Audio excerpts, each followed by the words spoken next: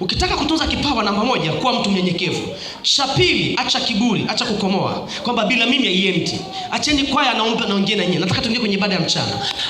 Naomba muache viburi, muache majivuno. Muache majivuno.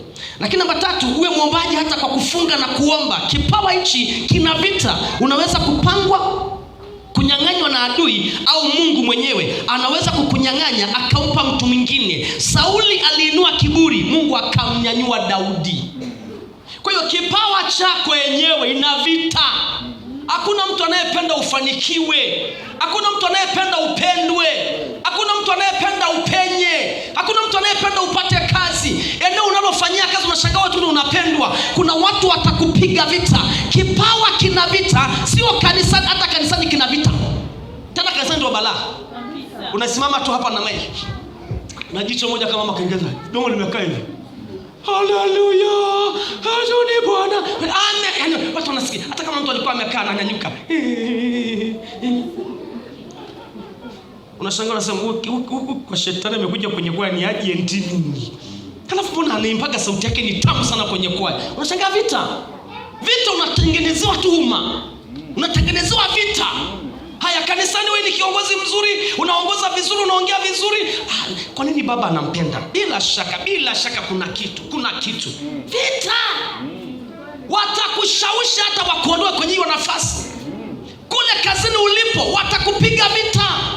Na ikiombea kipawa cha mtu leo, lazima tutakuwa na power zaidi. Sema kipawa changu kitakuwa na nguvu. Sema basi kipawa changu. Kwa hiyo kipawa chako jifunze kuombea usiku na kwa sababu ukifanya mizaa watakao kunyang'anya kichawi au wakakuchafulia. Watakuharibia. Na ukitaka kujua nafasi ulionao ni ya muhimu, toka kwenye kwaya kakae kwenye kiti kule. Wenzako wanaendelea na safari. Nashangaa kwanza anipiga hata marufuku. Unajui kuona ito wanavyokaa. Ngoja nifutie kiti changu cha kifalme hapa. Sema fire. Unashangaa watanitafuta. Mbona hivi kwaya? Amna. Siku ya kwanza anakuja nakaa kwenye kiti. Kwaya inaanza kuimba. Anakaa kule. Wimbo inaombwa. Anaimba wimbo gani leo? Unashangaa kama yuko na mnafiki mwenzake? Sikiliza.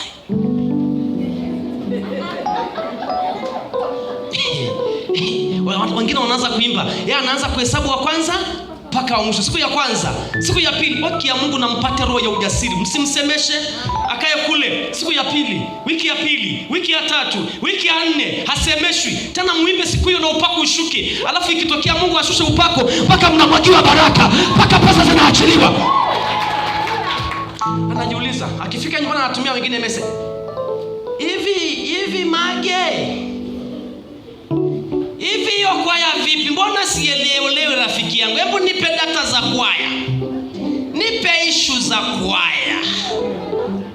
Na wewe kwa sababu hujui kwamba adui anamtumia anatafuta namna ya kuua vipawa, unaropoka mama yangu acha. Hata mimi nimeuziwa, yani hata mimi bora hata wewe umekaa kule. Umeona anapata mpongezi.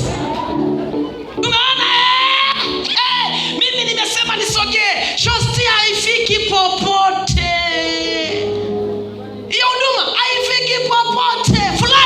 Yani ukitaka iwe salama hiyo kwaya, fulani atoke, wewe ndio umemweka. Wewe mwenyewe umewekwa. Na unataka mwingine atoke. Wewe kuna mtu mzuri duniani, si kila mtu ana madhaifu yake. Wewe una ushetani wewe. Wewe ndio utaondoka. Hakuna mtu atashindana na kanisa. Sema basi fire. Sema fire. Njoo shosti tuungane.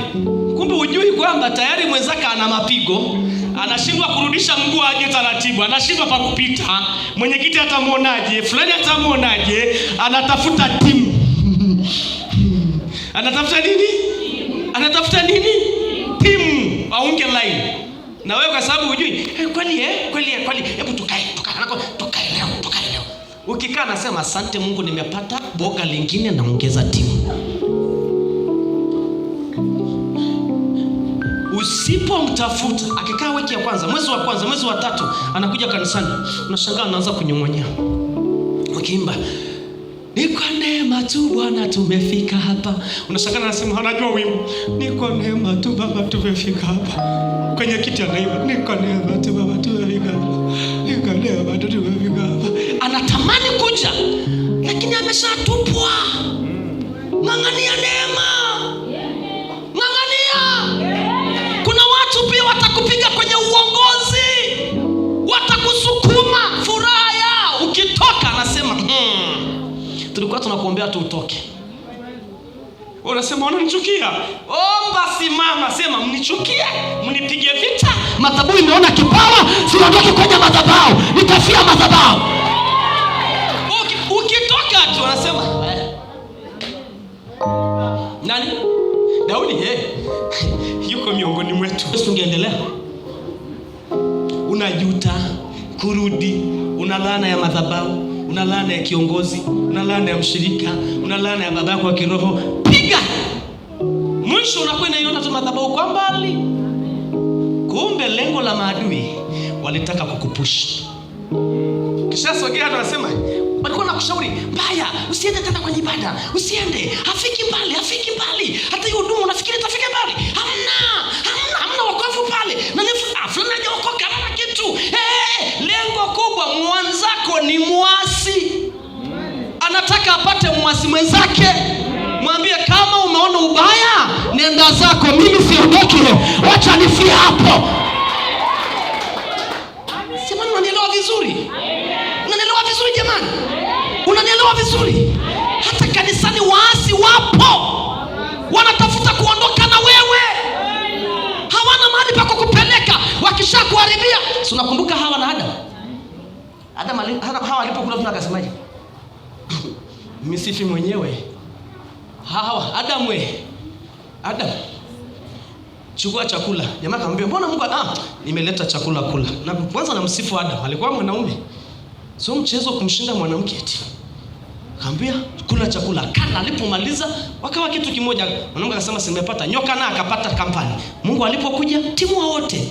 Usikubali mtu haribu kipawa chako kwa udhaifu wake akuambukizie. Usitumia, kuna usoro, kuna kiswahili nasema, akili za mwenzako changanya na inasema gani hivyo changanya na nini? Kwa hiyo kwaya wanangu, kwa sababu somo leo nataka niwaze kwaya, msikubali kupunguziwa mwendo. Hata mtu akiwaambia mfiki popote tunakuacha, waambie Serena. Hata kama tuko wanne tutasonga mbele. Usiharibu kipawa chako. Utakuwa ovyo. Sema amen. Sema amen. Kitabu kile cha Samuel wa kwanza 13 mstari wa 10, Mungu anamwambia Sauli. Samuel anamwambia Sauli, kwa sababu ya kiburi chako, kwa sababu ya kutotii kwako, Mungu amekukataa usiwe mfalme. Na Mungu ameshachukua safari, anaanza kujitafutia mtu anaupendezesha moyo wake. Yaani bado yuko kwenye kiti, lakini Mungu ameshamuondoa. Kiongozi nabii Samuel ambaye alikuwa anaongoza taifa la Israeli kama mchungaji. Sauli hanakataa kumsubiri babake maana kiburi. Kwani Sauli ni nani? Kwani mchungaji ni nani? Si mtu tu kama sisi. Nilo anasema, kwani anayekulaga sadaka ni nani? Si mchungaji, si binadamu kama mimi. Kale baba, kula. Kwani shida nini? Sio sehemu yako. Samueli anamwambia Sauli, nani amekuruhusu utoe sadaka? Anamwambia, nimeona umechelewa. Hata kama babake amechelewa, subiri akwambie, go ahead, barikiwa. Usimtangulie babako. Sema fire. Sema fire. Sauli anamwambia, nimeamua kufanya kwa sababu hata nasi ni binadamu. Sio sehemu yako, sio madhabahu yako, sio ofisi yako. Yuko aliyetengwa afanye hiyo kazi. Ndio maana ukipita kwenye mapito unamlilia Mungu usiku na mchana, unaomba karibu siku 40, unafunga na kuomba. Lakini Mungu anakuambia sawa, hata kama unanililia, mwenye nyundo ya kusema ipite sign upone ni kuhani wangu niliyompa dhamana. Fika madhabahuni atamke jambo. Sema basi amina kama unanielewa. Uwezi ukaingilia madaraka basi ya kwako. Ni sawa ukimbilia kwenye ofisi ya rais au waziri mkuu sio nani, ukalia, naomba unisaidie, atakwambia sawa, lakini yuko kiongozi kwenye eneo lako, peleka isaini na sign. Hata mimi sikatai kukupa, lakini sijaona sai ya balozi, sijaona sai ya mwenyekiti. Jamani, si nimefika? Sawa, hata kama umefika kwangu, nenda gonge muhuri, pesa nitakupa. Ndivyo ilivyo. Hata leo kuna watu mmemlilia Bwana, mnakuja hapa ni gonge muhuri ili mbingu ishushe baraka. Huwezi ukampita kuhani wako. Sio kama Mungu atakujibu. Kuna mambo atakujibu kama wewe, lakini kuna mambo atakwambia nenda kwa kuhani wangu. Kuna mambo yameshindikana kwako, nenda kwa kuhani aliyepewa thamani. Sauli anainua kiburi, natoa na mimi. Kwani na mimi siwezi kuombea? Utaombea mama, lakini hujapewa thamani. Mungu anakusudi kutenga madhabahu. Sema fire. Usipambane na kiongozi wako. Sauli akapambana na babako wa kiroho. Alipopambana, angalia, hakupigana, alimwambia tu soma haraka nisiseme. Mstari wa 13. Chapa basi. Naye Samuel akamwambia Sauli, umefanya upumbavu. Hebu sema upumbavu. Upumbavu. Wangapi wanafanyaga upumbavu? Kushindana na madhabahu. Wangapi wanafanyaga upumbavu kushindana na viongozi wao? Sikiliza, hata kama ni shemasi wako ameshateuliwa, kama mheshimu. Hata kama akiongea anaongea mate anadondoka. Nasema kuna uzuku kukuta kiongozi akiongea sema Bwana asifiwe, mate anadondoka. Ni kiongozi wako ameshateuliwa, mheshimu. Sema basi fire. Hata kama ni shemasi hajui kuongoza, akiongozaga nasikia kero, mheshimu. Mchungaji, kiongozi wa madhabahu amemuona, kaomba thamani, mheshimu. Unapopambana na mchungaji, upambane na mchungaji, unapambana na aliyemuita. Unapambana na mwenyekiti wa kwaya, upambane na mwenyekiti wa kwaya. Unapambana na neema na mafuta aliyobarikiwa na kuhani aongoze hiyo timu. Na Mungu anampa mwenyekiti wa kwaya maono, anampa mawazo. Kwaya inatakiwa kukaa chini. Ndio maana kama baba siingilii kwaya, wana ratiba zao, wana mipango yao. Wakipanga wanatakiwa kunishirikisha kama baba. Nasema jamani, mbarikiwe, hili sawa sio sawa. Lakini kuna maono Mungu anashusha ndani yenu.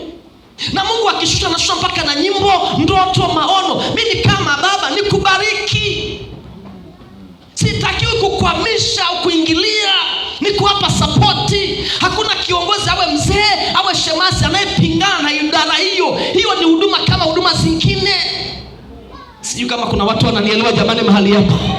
Ule uongozi uheshimiwe. Ukija kwa viongozi uheshimiwe. Ni thamani, cheo ni thamana.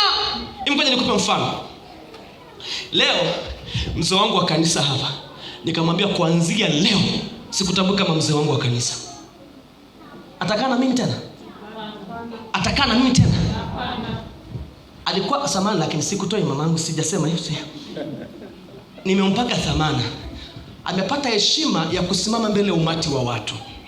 Amepata heshima ya kuongea mbele ya watu wakubwa. Na alitumia cheo gani? Mafuta nilio. Useme basi amina. Amen. Leo kuna mafuta itakuja kwako. Kuna watu watatumia mafuta yako kwenda level ya baraka. Sasa nikishamwambia tu mafuta, angalia Samuel alivyomwambia Sauli.